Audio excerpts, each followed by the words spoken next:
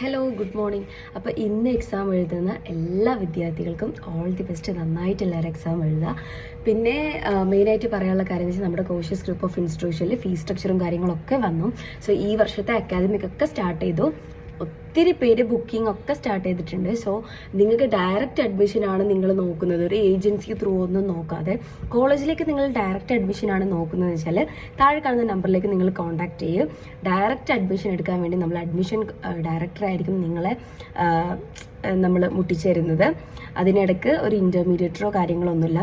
കഴിഞ്ഞ വർഷം ഒരുപാട് പാരൻസ് എന്നെ വിളിച്ച് കരഞ്ഞിട്ടുണ്ട്, ഏജൻസി ത്രൂ പോയിട്ട് പെട്ടതും അങ്ങനെ ഒത്തിരി കാര്യങ്ങൾ. സോ അങ്ങനത്തെ ഒരു രീതിക്കുള്ള പ്രശ്നങ്ങളൊന്നും ഉണ്ടാവില്ല. നിങ്ങൾ ഡയറക്റ്റ് കോളേജിലേക്കായിരിക്കും അഡ്മിഷൻ എടുക്കുന്നുണ്ടാവാം.